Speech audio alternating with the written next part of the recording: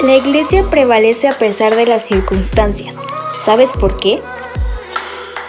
Porque la iglesia eres tú y soy yo. Somos aquellos escogidos para anunciar el mensaje de amor, un amor que nos acerca, nos vuelve una familia. Llevemos este mensaje a todo mundo, corramos la carrera y contagiemos de vida a los que nos rodean. Amemos y sirvamos como Jesús lo hizo. Es tiempo de resplandecer como la iglesia de Cristo.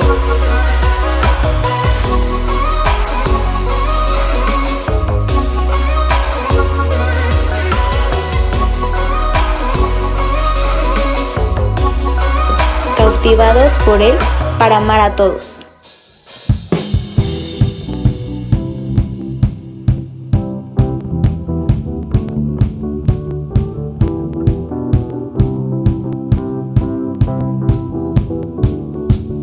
Roto estaba mi corazón, pero tu mano me rescató. Del polvo yo volví a nacer, la salvación en ti encontré. Tu amor no puedo expresar, te seguiré por la eternidad. En tu gracia caminaré, en libertad siempre viviré.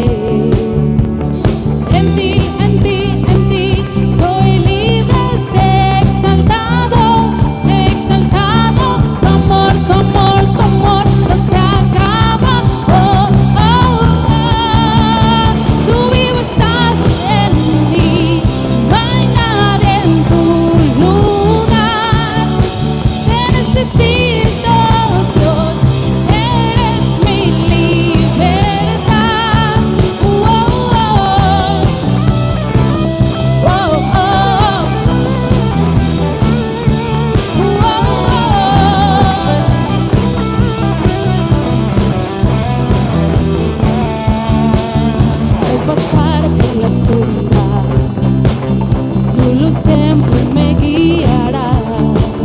Las cadenas Jesús rompió, con su mano me rescató. Este mundo terminará, te seguiré por la eternidad. Hazme Dios tu voluntad, venga tu reino a este lugar. En ti soy libre, sé exaltado, tu amor no se acaba. Tú vivo estás en mí, no hay nadie en tu lugar.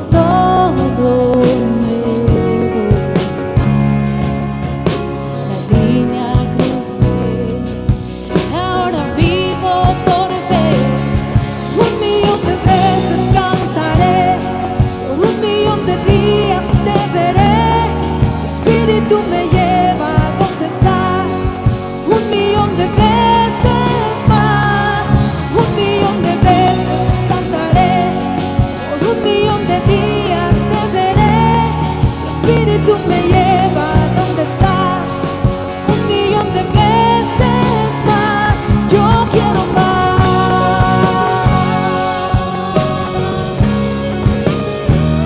Yo quiero más.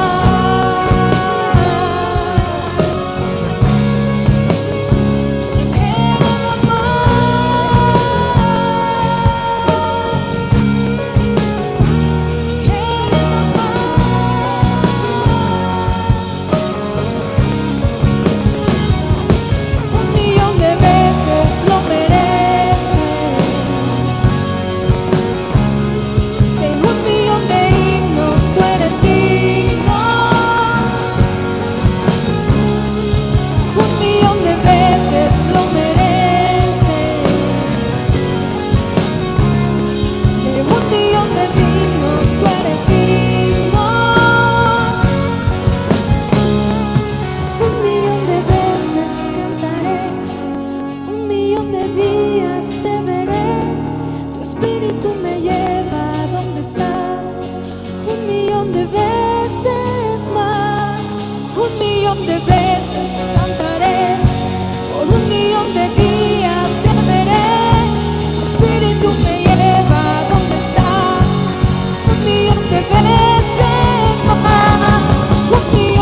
veces cantaré, por 1,000,000 de días te veré, tu espíritu me lleva donde estás. 1,000,000 de veces más, no quiero más.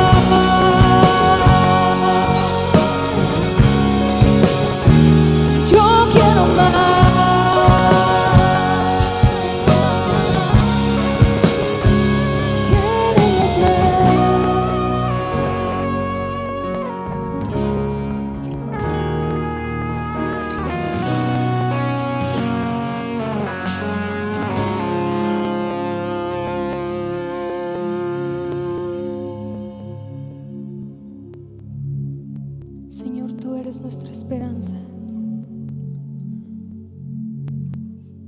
Nuestra vida está en ti, Jesús. Somos tus hijos. Confiamos en ti.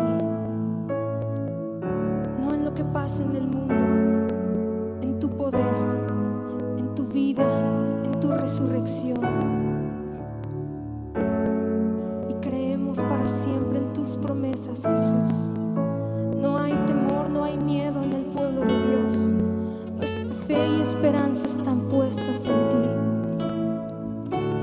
En mi interior, tu sonido está, me envuelve tu canción. Pones libertad sobre mi maldad.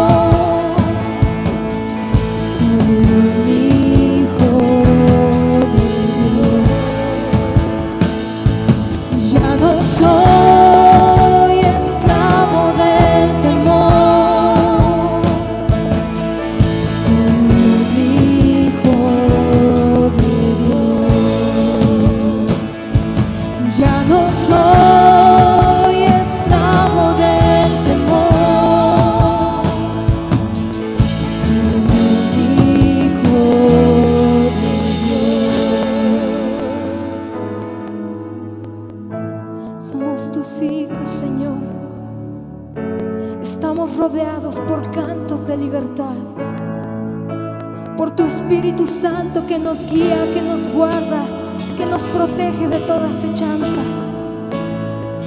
Estamos protegidos por el Altísimo, por la sombra del Omnipotente. Ahora estoy rodeado por los brazos del Padre. Ahora estoy rodeado por cantos de libertad. Nos has hecho libres de toda carga y pecado. Somos tus hijos e hijas que ahora cantan libres.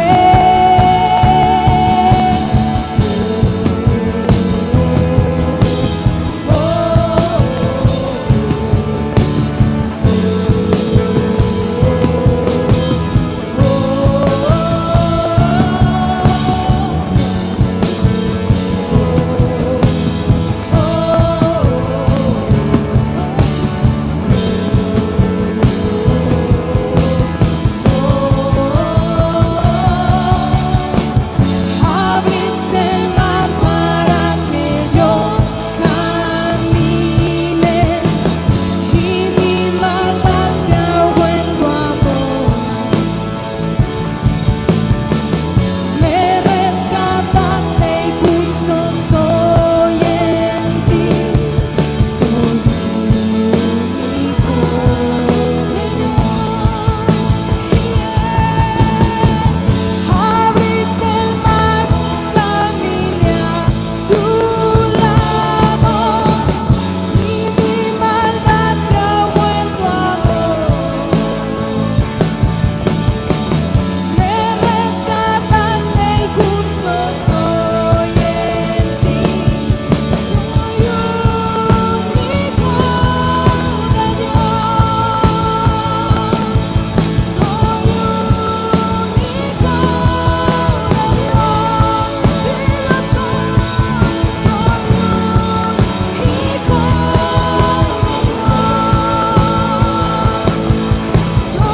un hijo de Dios. Soy un hijo de Dios.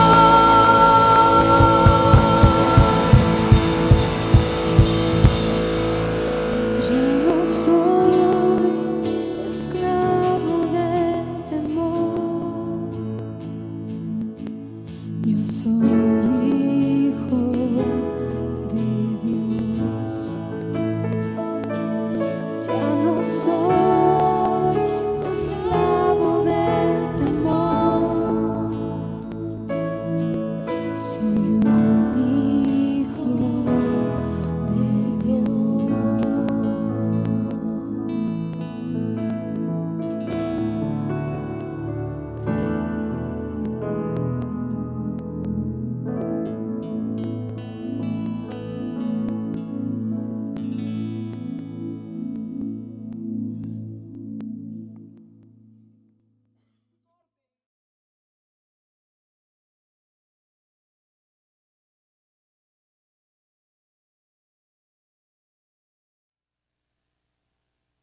Sabemos que en estos tiempos, para mucha gente que está en su hogar, escuchando las prédicas, alimentándose a través de los videos, resulta un poco difícil entender que aún en tu hogar la presencia de Dios está ahí contigo.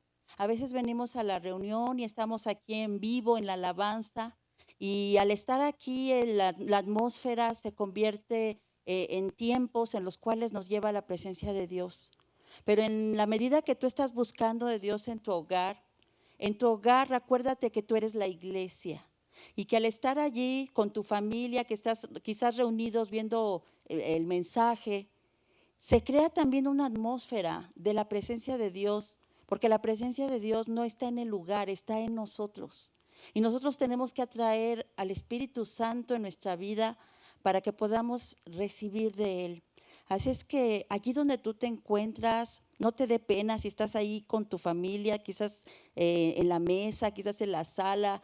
Cierra tus ojos y vamos a hacer una oración y vamos a pedirle al Padre que la palabra de hoy traiga frescura a nuestra vida, traiga lo que Dios tiene para nosotros. Bendito Padre de misericordia, oramos a ti, Señor, invocamos tu presencia en cada hogar y en cada lugar a donde la persona esté hoy escuchando este mensaje, para que tu Espíritu Santo sea allí moviéndose, porque sabemos que tu palabra tiene poder, Señor, y que tú la envías con propósitos claros, específicos, Señor, a cada vida. En este momento nosotros creemos que el Espíritu Santo está allí invadiendo la atmósfera de cada hogar y de cada persona que escuche este mensaje. En el nombre poderoso de Jesús, amén y amén. Bueno, hoy vamos a abrir nuestra Biblia en el libro de los Hechos y vamos a leer en Hechos capítulo 2, del versículo 41 al versículo 47. Es bueno que aunque estás en tu casa escuchando el mensaje, tengas tu Biblia a la mano, tengas tu blog de notas, porque siempre Dios nos tiene que decir algo y a veces es bueno anotar.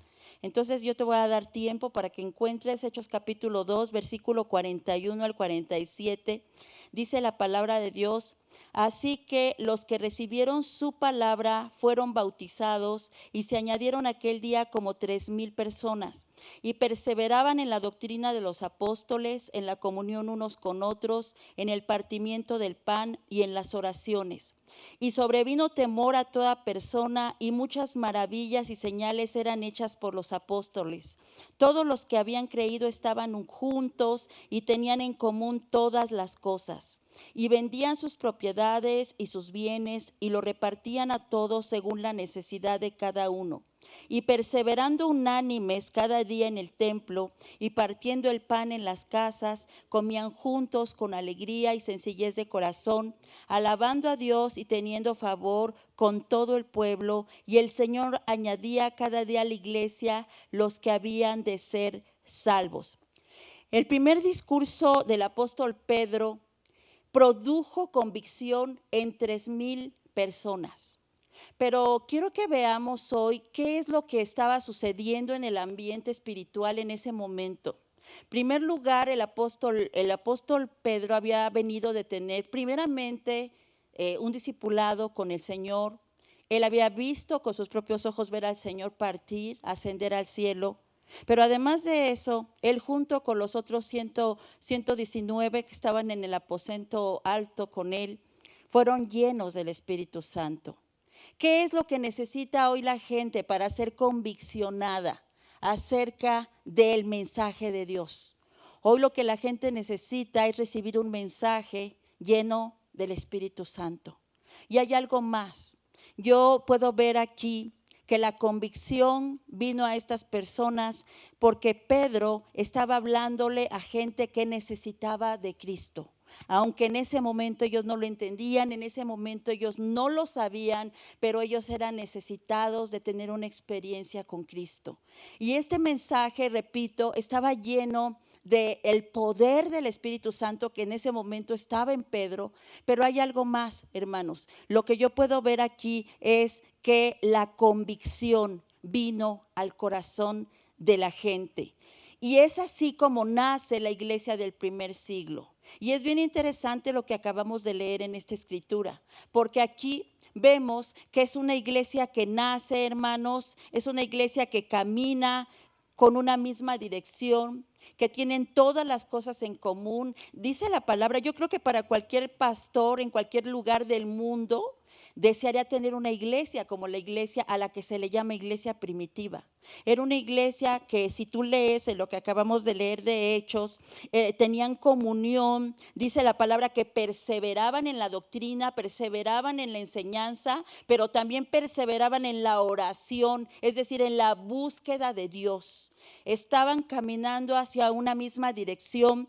Y dice aquí, hermanos, en lo que leíamos, que la palabra se les anunció les proclamaron el evangelio y ellos en ese momento se convierten en miembros activos de la iglesia. Era una iglesia en la que la pasividad no era una opción. No es como hoy en día que hay congregaciones en las que hay miembros muy activos trabajando en la predicación del evangelio, pero al mismo tiempo hay un gran número de congregantes que están pasivos. En esta escritura nosotros vemos que la palabra era proclamada, era anunciada, y lo que la iglesia del primer siglo no estaba ofreciendo no era una nueva psicología, hermanos. Tampoco les estaba hablando de un moralismo cómodo ni de una espiritualidad emocional. Lo que la iglesia del primer siglo estaba anunciando era lo que habían recibido, un mensaje que tenía el poder para cambiar la vida de las personas. Y lo vemos en todo el libro de los Hechos, si tú lo lees. Entonces en esta iglesia, hermano, los cristianos se amaban, se cuidaban, tenían todo en común, como dice la escritura que leímos. ¿Por qué? Porque ellos habían tenido la experiencia de un nuevo nacimiento. Pero hay algo más. Ellos habían experimentado la salvación. Y yo creo que esos son dos ingredientes muy importantes para la vida de la iglesia actual. Tener la convicción de que somos nacidos de nuevo con una nueva naturaleza, pero al mismo tiempo, hermanos, tener la convicción de que tenemos salvación en Cristo. Y lo que yo puedo ver del mensaje de Pedro, que él predicó a esta gente, él les predica un mensaje de un evangelio completo. Lo primero que él les habla, si me vuelves a acompañar a Hechos capítulo 2, en el versículo 38, lo primero que Pedro les habla de arrepentimiento. Él no les dijo, pasen al frente y repitan una oración de fe. La palabra dice que Pedro les habló de arrepentimiento, pero aún hay algo más. Él habla y les dice, bautícese en el nombre de Jesús. Dice, en el nombre de Jesucristo, para perdón de los pecados. Y aquí yo quiero hacer un pequeño hincapié. Aquí no les está hablando de bautícese en agua. Les está diciendo bautícense en el nombre de Jesucristo. ¿Por qué? Porque bautismo quiere decir sumergirse y nombre quiere decir carácter. ¿Sabes qué, hermano? Que muchas veces la iglesia cree que el bautizarse en agua lo convierte en todo aquello de lo que el reino habla. No, dice aquí bautízate, sumérgete en el carácter de Cristo. Y efectivamente, posterior a eso nos vamos a bautizar en agua. Pero si no nos hemos bautizado en el carácter de Cristo, de nada nos servirá sumergirnos en el agua. Tenemos que tener mucha atención en esto. Estamos viendo las claves por las cuales la iglesia del primer siglo tuvo el crecimiento y la expansión que quizás hoy no se tiene en la iglesia. Entendiendo una cosa, hermanos, que la iglesia crece, pero lo importante no es que crezca en número. Hay iglesias de 5,000, de 7,000 miembros. El plan de Dios no es solamente que la iglesia crezca en número. El plan de Dios es que la iglesia crezca en fe, en poder, en tantas cosas que la palabra de Dios enseña, en temor de Dios, en búsqueda de Dios. Es el crecimiento real de una iglesia no se mide por el número de miembros, se mide por la forma de vida que tienen esos miembros. Y tú lo puedes ver el día de hoy. Es muy penoso darnos cuenta que en estos tiempos de crisis mucha iglesia está temerosa.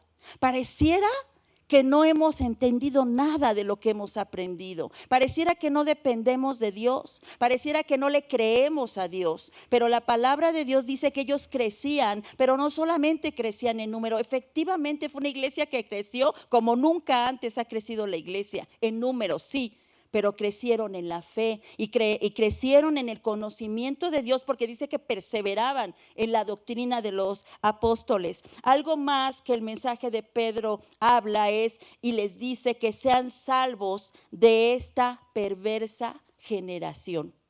Dice el versículo 36, quiero que vayamos ahí. Son versículos antes de lo que leíamos. Pedro en el discurso les dice: sepa pues ciertísimamente toda la casa de Israel que a este Jesús a quien vosotros crucificasteis, Dios le ha hecho Señor y Cristo. Palabras muy fuertes. ¿Sabes qué les está diciendo? Ustedes mataron al Mesías. Y esto, hermanos, produjo en ellos algo. Son palabras muy fuertes, pero al mismo tiempo muy poderosas. Porque esto provocó, porque dice el versículo 37, que al oír esto se compungieron de corazón y dijeron a Pedro y a los otros apóstoles: varones hermanos, ¿qué haremos? Cuando nuestra predicación produce que la gente necesite saber cuál es la cura para su enfermedad, entonces va a ser una predicación eficaz, hermanos. Entonces dice que aquí se compungieron. Otra versión dice se conmovieron profundamente. Y hay otra versión que dice se entristecieron profundamente. Se dieron cuenta, hermanos, que tenían que hacer algo y que de no hacerlo estaban totalmente perdidos. Él dice: arrepiéntanse y sean salvos de esta perversa generación. Y por toda la escritura nosotros vamos a encontrar que el Señor está interesado desde la caída del hombre, del primer hombre. El Señor está interesado en que la gente sea restaurada. El Señor está interesado en que la gente será librada del juicio. El Señor está interesado en que la gente, hermano, sea salva. Y tú lo puedes ver, dice la palabra de Dios, que en la generación de Noé, toda esa generación murió. Solamente hubo una familia que se salvó. Y no porque Dios quisiera que solo una familia se salvara, sino porque la gente no quiso oír el mensaje. Noé hizo un arca durante 100 años en los cuales predicó, porque dice la escritura en el Nuevo Pacto que a Noé se le llama pregonero de justicia. Es decir, Noé predicó la salvación y la gente rehusó entrar al arca.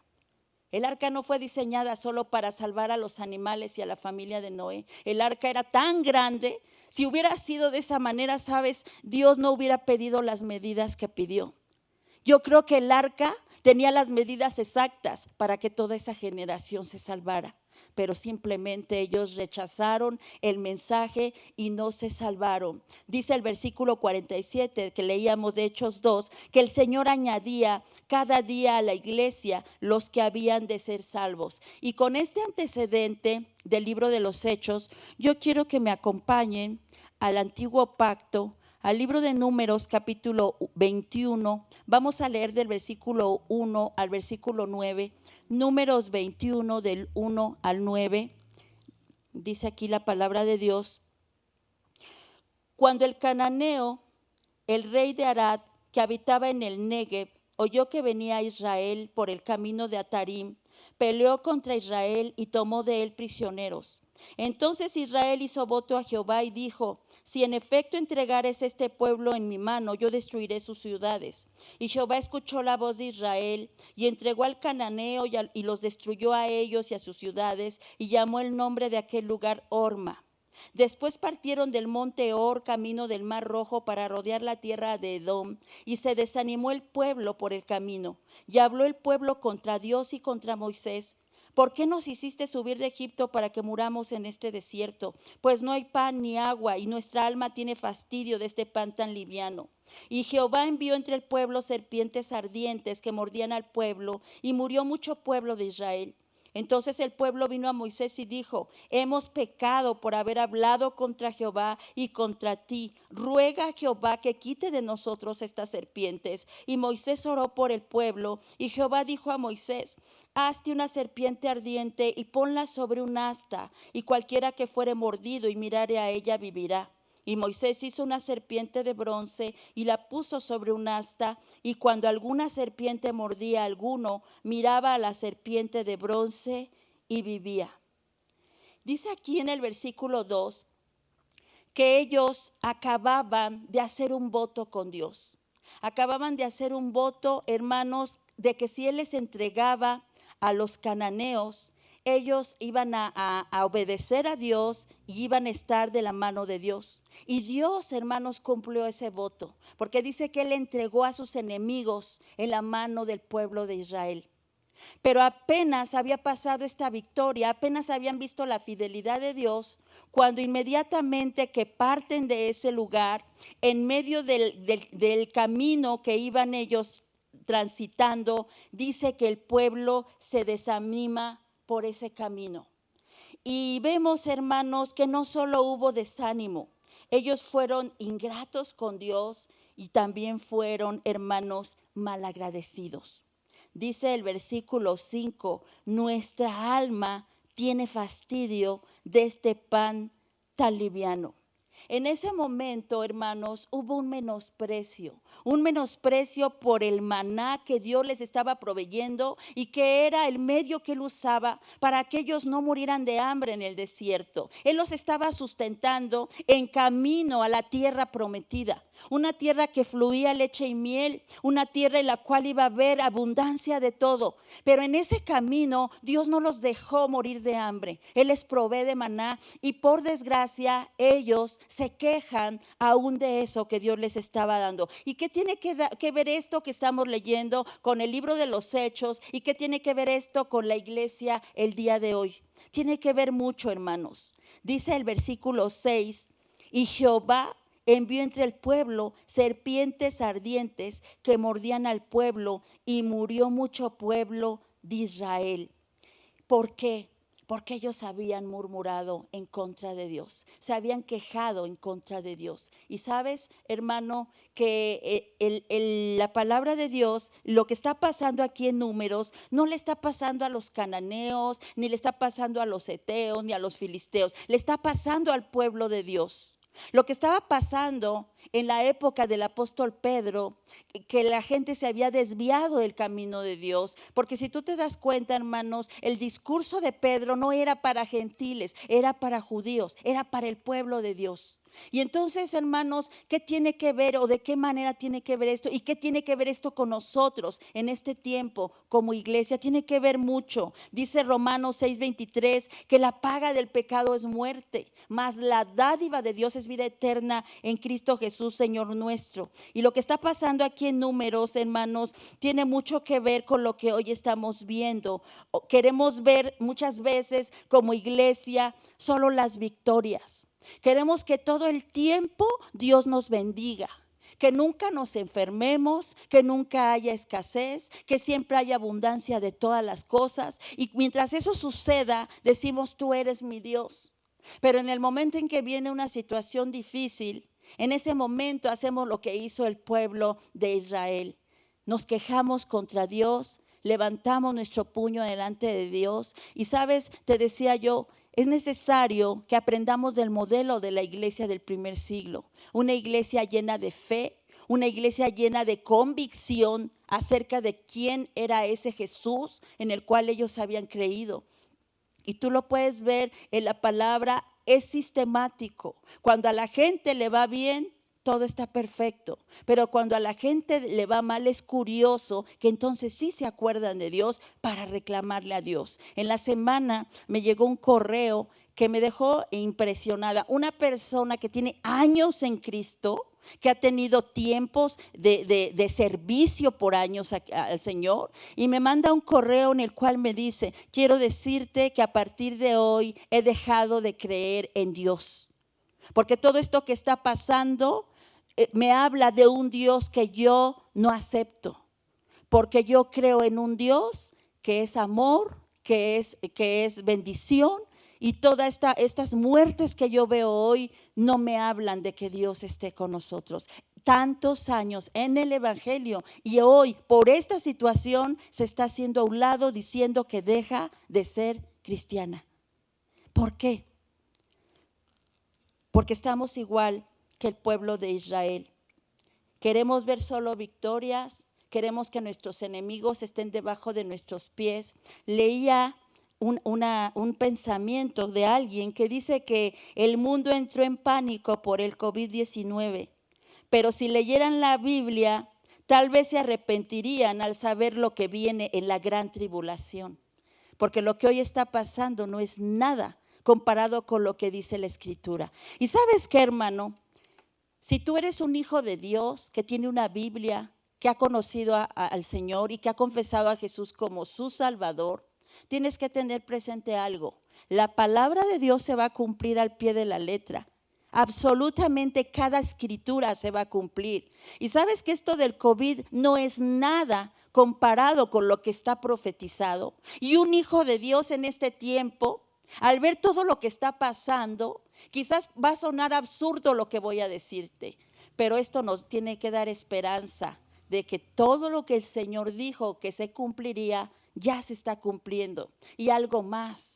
Esto es la esperanza del cristiano, saber que todas las señales profetizadas en la Escritura nos hablan de una inminente venida de nuestro Señor por su novia.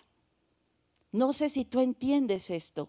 Y lejos de tener temor, mira hermano, de que nos vamos a morir, todos nos vamos a morir de una o de otra manera. Lo importante es saber quién va a venir por nosotros en el momento en que traspasemos esa línea entre la vida y la muerte. Y eso es lo importante. Aquí vemos, hermanos, en la palabra que estamos leyendo, vamos a leer el versículo 7 y 9 de Números 21, 7 al 9. Entonces el pueblo vino a Moisés y dijo: hemos pecado por haber hablado contra Jehová y contra ti. Ruega a Jehová que quite de nosotros estas serpientes. Y Moisés oró por el pueblo. Y Jehová dijo a Moisés: hazte una serpiente ardiente y ponla sobre un asta, y cualquiera que fuere mordido y mirare a ella vivirá. Esta es una escritura que a mí me lleva a hacerle muchas preguntas a Dios. Porque si tú te das cuenta, hermanos, la serpiente en la Biblia es un símbolo de Satanás. Es un pasaje que mucha gente ha interpretado como bien le ha parecido. Pero dice aquí, hazte una serpiente. ¿Y por qué colocar una serpiente? El apóstol Pedro, en el libro de los Hechos, la escritura que leíamos, nos habla de que le dice a la gente: arrepiéntanse. ¿Cuál es el propósito de la serpiente, hermanos? ¿O por qué Dios pone una serpiente en un asta? El versículo 7 dice la respuesta: hemos pecado por haber hablado contra Jehová y contra ti. Ruega a Jehová que quite de nosotros estas serpientes. Y Moisés oró por el pueblo. ¿Cuál es el propósito? Llevar al pueblo a un arrepentimiento. Llevar al pueblo a volver su rostro y darse cuenta de su pecado. ¿Sabes, hermano? Arrepentimiento no es llorar. Arrepentimiento no es lamentarme. Arrepentimiento va de la mano de humillación. Una persona, cuando Dios dice un corazón contrito y humillado no lo desecha Dios, está hablando, hermanos, de arrepentimiento. Un corazón que se arrepiente es aquel, hermanos, que se humilla delante de Dios, reconociendo su condición, pero al mismo tiempo reconociendo que Dios tiene el poder para levantarlo. Hoy me sorprende que mucha gente está entrando en un aparente arrepentimiento por la situación que estamos viviendo. Hay mucha gente que se había apartado de Dios y que hoy dice que quiere renovar su relación con Dios, y qué bueno si eso es legítimo, qué bueno si eso va a permanecer aun cuando pase toda esta situación. Vi un lugar, no sé en qué parte del mundo, en el que dice que mucha gente estaba entregando su vida a Jesucristo y doblando su rodilla. Pero mi pregunta es, ¿realmente se están arrepintiendo o lo están haciendo por el temor de lo que les pueda pasar? Eso no es arrepentimiento. La serpiente que fue levantada sobre esta, ¿sabes por qué estaba allí? Porque dice que estaban muriendo, literalmente. Estaban muriendo cada que una serpiente los mordía. Y dice que eran serpientes ardientes. Los exegetas dicen que al decir serpientes ardientes, que es la palabra saraf, ¿sabes qué quiere decir? Algo que quema. Dicen algunos exegetas que el veneno de esas serpientes que Dios envió en medio del desierto, cuando ese veneno entraba en el torrente sanguíneo, la gente sentía literalmente que se quemaba por dentro por ese veneno. Y eso era lo que hacía que ellos voltearan a mirar la serpiente de bronce para que ellos vivieran. Fíjate que es muy claro el mensaje que Dios está dando aquí, porque dice: aquel que fuere mordido y mirare a ella, vivirá. Esa es la palabra que Dios le dio a Moisés. Y lo que también puedo ver aquí, hermanos, es que aun cuando el pueblo había pecado contra Dios, Dios no dejó de tener misericordia del pueblo. Dios siempre nos va a dar la salida, aún en nuestra maldad y en nuestro pecado. Dice que ellos levantaban su mirada al cielo y veían esa serpiente allí. Dice en la palabra de Dios que ellos se arrepintieron. Lo que Dios hoy nos está mostrando, hermanos, a todo el mundo, es que Él es el soberano, Él es omnipotente, Él es fiel a su palabra, Él es el Dios que tiene en su mano el poder de la vida y de la muerte. Hoy Dios nos está demostrando, hermanos, que Él está por encima de los gobiernos, por encima de la ciencia, por encima del conocimiento, por encima de todo eso, Él es Dios. Él está tratando de llamar nuestra atención y nosotros muchas veces no nos queremos dar cuenta. Me llama mucho la atención una escritura en el Antiguo Testamento, en el segundo libro de Reyes, capítulo 5. Dice que había un oficial del ejército sirio llamado Naamán, estaba lleno de lepra. La sirvienta de su casa le dice a su esposa que si él fuera el profeta, él podría sanarlo. Y lo que hace Naamán, hermanos, me sorprende. La sirvienta lo manda con el profeta, pero Naamán va con el rey de Siria y el rey de Siria le da cartas para que vaya al rey de Israel. No lo manda con el profeta. Él va directamente con esas cartas, pero no solo eso. Acompáñame a segundo del libro de Reyes, capítulo 5, versículo 5 al versículo 6. Y le dijo el rey de Siria: anda, ve, y yo enviaré cartas al rey de Israel. Salió pues él llevando consigo 10 talentos de plata y 6,000 piezas de oro y 10 mudas de vestidos. Tomó también cartas para el rey de Israel que decían así: cuando lleguen a ti estas cartas, sabe por ellas que yo envío a ti a mi siervo Naamán para que lo sanes de su lepra. Mira lo que estaba haciendo Naamán. A él se le había dicho que el profeta de Dios podía sanarlo. Pero ¿sabes qué hace Naamán? Él va con cartas con el rey. Y no solo eso, se lleva talentos de plata y 6,000 ciclos de oro y se lleva vestidos. ¿Sabes por qué, hermano? Porque Naamán, o mucha gente hoy, está como Naamán, tiene el espíritu de Naamán, pensando que las circunstancias pueden cambiar, poniendo nuestra mirada en el hombre, poniendo nuestra mirada en nuestros recursos. ¿Sabes? Mi nieto me dio una lección en la semana. Él tiene que salir a trabajar. A él no le han permitido que deje de trabajar. Y yo le decía: hijo, lávate las manos, usa tu cubreboca, por favor, cuídate. Y él me decía: ¿y qué no estás orando por mí? ¿Qué acaso no es más Dios que tu cubreboca? Y es real. Esto no quiere decir que no nos vamos a proteger, pero lo que yo entiendo en la escritura que acabamos de leer es que a veces nuestra esperanza está puesta en todo menos en Dios. Y ¿sabes qué, hermano? Que Dios puede usar todo si Él quiere, pero cuando Dios dice no, es no. Y vemos aquí que cuando Naamán se presenta con el rey se rasga los vestidos y le dice: yo no puedo hacer nada por ti. ¿Sabes qué, hermano? Que hoy el mensaje de Dios es: nadie puede hacer nada por nosotros, solamente el Rey de Reyes, el Señor de los señores, el que tiene el universo en su mano, el que tiene el poder de poner de rodillas al mundo entero si Él así lo decide. ¿Y sabes por qué, hermano? Unos quizás en arrepentimiento, otros quizás en queja, pero a final de cuentas, hoy Él nos puede mostrar, hermanos, que Él no es el rey de solo una nación, Él es el rey del universo. Y todo el universo, hermanos, está en la mano de ese rey. Versículo 10 y versículo 14 de Segundo de Reyes 5, dice: entonces Eliseo le envió un mensajero diciendo: ve y lávate 7 veces en el Jordán y tu carne se te restaurará y serás limpio. Nosotros conocemos la historia. Naamán se enoja, dice que los ríos de Farfar y de Habana son mejores que el Jordán, pero finalmente sus siervos lo convencen. Y él va y desciende al Jordán, porque Jordán, literalmente la palabra Jordán quiere decir descender. Y es un símbolo y un tipo de humillación. ¿Qué hizo este oficial? Se humilló y lo hizo. Y finalmente en el versículo 14 dice, y entonces él descendió y se zambulló 7 veces en el Jordán, conforme a la palabra del varón de Dios, y su carne se volvió como la carne de un niño y quedó limpio. ¿Sabes cuál es el problema hoy, hermano? Que la gente no se quiere humillar delante de Dios. Que la gente piensa que por su dinero, por sus recursos, por sus influencias, quizás haya gente infectada de coronavirus que no tiene ni siquiera la necesidad de ir a un hospital público, que tenga los recursos para pagar el mejor hospital que tú me quieras decir, el Ángeles, el ABC. Pero ¿sabes algo, hermano? El único que tiene el poder sobre nuestra vida se llama el Señor. Y Él es el único y no hay nadie más que Él.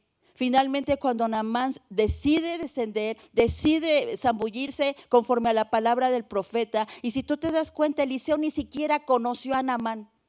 Eliseo no salió a recibirlo, le mandó a su siervo. ¿Y sabes por qué? Para demostrarle a Naamán que el poder no estaba en él, el poder venía de Dios. El poder venía como resultado de humillarse delante de él. Dice la palabra de Dios que él, hermano, lo hizo y Dios respondió. Pero ¿por qué colocar, volviendo al libro de Números, por qué colocar una serpiente? Si la palabra de Dios dice en el libro de Génesis que fue por medio de una serpiente que Adán y Eva desobedecieron a Dios. Yo creo que el propósito de levantar una serpiente era que el pueblo pudiera mirar en la serpiente su propio pecado y darse cuenta que necesitaba arrepentirse. Dice la palabra, cualquiera que mirare a ella. Y está hablando aquí de un mirar en fe, porque fue Dios el que lo dijo. No, la serpiente no tenía el poder para sanar, hermanos. La serpiente no era el medio de salvación. El medio de salvación era la humillación del pueblo, el reconocimiento de Dios y el obedecer lo que Dios les estaba diciendo en ese momento. En el versículo 8, volvamos a Números. Ya estamos por terminar. Números 21, versículo 8 dice, y Jehová dijo a Moisés, hazte una serpiente ardiente y ponla sobre un asta, y cualquiera que fuere mordido y mirare a ella, vivirá. Nosotros, cuando venimos a Cristo, estábamos a punto de morir, hermanos. Estábamos agonizando en nuestros delitos y en nuestros pecados. Pero dice aquí, hermanos, que las serpientes fueron enviadas por Dios para todo ese pueblo que había despreciado el camino de Dios y el pan de Dios. Ese pueblo se desanimó y dejó de creerle a Dios. Y sabes, hermano, puede ser que hoy mucho pueblo esté cayendo en el error que cayó el pueblo de Dios. Que por causa de las circunstancias que hoy están en medio de nosotros, nos estemos desanimando. Y sabes qué, hermano, el llamado de Dios hoy es que a pesar de y en medio de tengamos la capacidad de decir como el salmista David, aunque ande en valle de sombra de muerte, no temeré mal alguno, porque tú estarás conmigo. Esa es la clave, hermano. Lo que Dios les estaba diciendo al pueblo es que es probable que sí vengan situaciones difíciles, pero eso no nos tiene que desanimar. El segundo pecado que yo puedo ver que este pueblo cometió es el llamar al pan de Dios pan liviano. En otra versión dice pan miserable. Es un menosprecio a la palabra de Dios. ¿Sabes, hermano? Es doloroso que el día de hoy mucha gente, lejos de estar buscando a Dios, lejos de estar buscando la presencia de Dios, estamos metidos en las redes sociales, estamos despreciando el pan de Dios. Yo te puedo asegurar que a pesar de que hoy las redes están totalmente cargadas de mensajes de Dios, no solamente de la iglesia Fuentes, sino cada iglesia, sus predicadores les están dando el mensaje. Y sabes que yo te puedo asegurar que mucha gente, en lugar de ver el mensaje de Dios, está viendo películas, está metido sabiendo cuáles son las últimas cifras de muertos, en lugar de buscar. ¿Sabes qué es eso? Llamarle al pan de Dios pan miserable y pan liviano. Es lo mismo. Y no nos extrañemos, hermano, porque las situaciones se pueden poner más difíciles, pero podamos nosotros caminar y no desanimarnos, porque hoy vemos a nuestro alrededor una gran mortandad. Pero ¿sabes qué, hermano? ¿Por qué nos espanta tantos muertos? Si nosotros sumáramos el número de muertos por otras causas, nos daríamos cuenta que son más que los que hoy ha cobrado el coronavirus. Hay gente muriendo de cáncer, hay gente muriendo de leucemia, de diabetes, hay gente muriendo de hambre. ¿Sabes por qué somos indiferentes a esa clase de muertes? Porque eso no se nos está contagiando. Esa es una realidad. A mí el ver morir a una persona de hambre no me contagia. El ver morir, yo creo que Dios está queriendo que hoy seamos sensibles, hermano. El coronavirus va a pasar, pero seguirá habiendo cáncer, seguirá habiendo hambre, seguirá habiendo diabetes, seguirá habiendo suicidio, seguirá habiendo abortos. Y ¿sabes qué, hermano? Hoy tenemos que estar sensibles y permanecer sensibles cuando pase todo esto. ¿Sabes qué? Ese fue el secreto de la iglesia del primer siglo. La iglesia del primer siglo miró a Dios, pero nunca apartó su mirada de Él. Siguió viéndolo. Estoy por terminar, aunque se van a quedar muchas cosas pendientes. Dice la palabra de Dios en el Evangelio de Juan capítulo 3, versículo 14 al versículo 15. Y como Moisés levantó la serpiente en el desierto, así es necesario que el Hijo del Hombre sea levantado para que todo aquel que en él cree no se pierda, mas tenga vida eterna. Cuando Dios le dice a Moisés que levante a la serpiente y la ponga en un asta, la palabra asta es la palabra hebrea etz, que quiere decir madero. Pon una serpiente en un madero. En el Evangelio de Juan dice la palabra que el Hijo del Hombre iba a ser levantado. ¿Sabes dónde iba a ser levantado? Iba a ser levantado en un madero, para que todo aquel que en él cree no se pierda, mas tenga vida eterna. Era necesario. ¿Sabes? El pecado vino por medio de la serpiente, pero la salvación vino por medio del Hijo de Dios. El discurso de Pedro, hermanos, llevó a toda la multitud a reconocer que necesitaban arrepentirse. Y en el libro de Números, el remedio para ser salvados era el mismo, arrepentirse. Y dirás, ¿yo de qué tengo que arrepentirme hoy? Yo creo que todos tenemos algo de qué arrepentirnos, de haber sido quizás negligentes, indolentes, no lo sé. Una simple mirada, hermanos, a esa serpiente colocada sobre el madero era suficiente para vivir.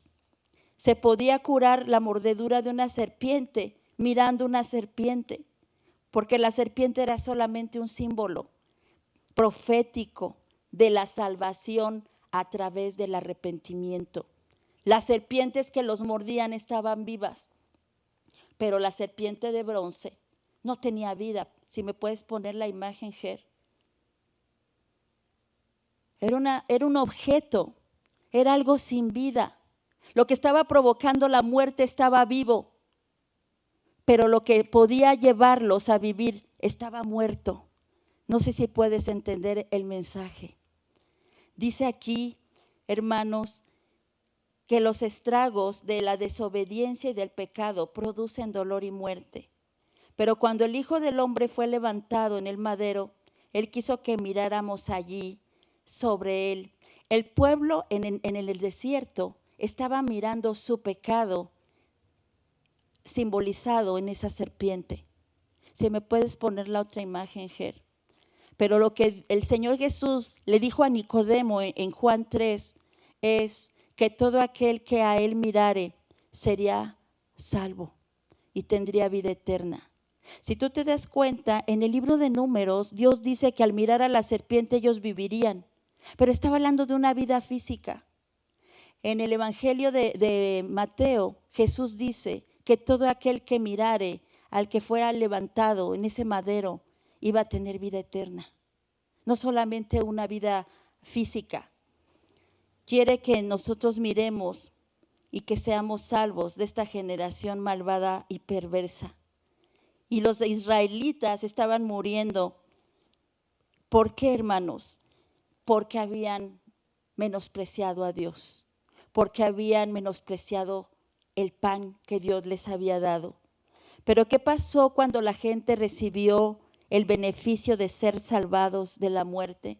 No lo vamos a leer, anótalo, dice Segundo de Reyes 18 del 1 al 4, que el rey Ezequías en ese tiempo empezó a quitar la idolatría. Y dentro de la idolatría, el pueblo estaba ofreciendo incienso a la serpiente de bronce. Es decir, llegó el momento en que la gente dejó de arrepentirse y empezó a mirar ese objeto que en su momento fue para que ellos vivieran, lo empezaron a ver como un ídolo. Mientras nosotros no entendamos, hermanos, que mirar al Hijo de Dios como el único que puede salvarnos y como el único que puede darnos vida eterna, y adoptemos, hermanos, la postura que adoptó la iglesia del primer siglo, entonces, hermanos, nosotros vamos a estar conduciéndonos como el pueblo de Israel. Este mensaje quizás no es tanto para los que no conocen a Dios, es para los que ya lo conocemos. Porque a veces estamos viviendo como ese pueblo que fue librado de la muerte, pero no entendió el propósito de Dios por el cual los libró. Todo el que miraba a la serpiente de bronce vivía físicamente, pero todo aquel que mira al Hijo de Dios que fue levantado, hermanos, va a vivir para vida eterna. A la serpiente se le miraba, pero dice la palabra de Dios que al Hijo del Hombre hay que creerle. Dice, mírenla para que vivan. Pero Jesús dice a Nicodemo en Juan capítulo 3, que así como la serpiente fue levantada en el desierto, es necesario que el Hijo del Hombre sea levantado para que todo aquel que en él cree no se pierda, mas tenga vida eterna. No está hablando de mirarlo, está hablando de creerle. Entonces a la serpiente se le mira, pero al Hijo se le cree. En la serpiente la gente miró su pecado. Sabes que en Cristo tú también vas a ver tu pecado sobre Él. Sobre Él. Sabes, hermano, la serpiente permaneció en el madero. Allí se quedó. ¿Y sabes en qué se convirtió? En un ídolo. El Hijo del Hombre no está en el madero. El Hijo del Hombre resucitó al tercer día. El Hijo del Hombre vive. Y por cuanto vive es que tú y yo tenemos vida y tenemos esperanza. Yo quiero que oremos, hermano. Yo quiero que tú le puedas creer a Dios que Él tiene todo. ¿Sabes qué, hermano? No puede haber algo más liberador para un hijo de Dios que soltarte en las manos de Dios. No puede haber nada más liberador y esperanzador que creer que tu vida no depende de nadie más que de aquel que fue levantado en el madero. Vamos a orar. Padre, en el nombre de Jesús, ponemos nuestra vida en tus manos, Padre. Yo sé, mi Dios, que todo aquel que así como en el libro de Números estaba muriendo, Señor, a causa de la mordedura de esas serpientes, y fue obediente y levantó su mirada para mirar esa serpiente que estaba allí, vivió. Pero hoy tenemos al Hijo de Dios que fue levantado en ese madero para tener vida y vida eterna. No importa si morimos, no importa si vivimos aquí, lo importante es a dónde vamos a pasar la eternidad. Y yo oro en esta hora por todos aquellos que están en temor, en incertidumbre. El llamado que tú nos haces hoy es el mismo. Pedro le dijo a la iglesia del primer siglo: arrepiéntanse y sean salvos de esta perversa generación.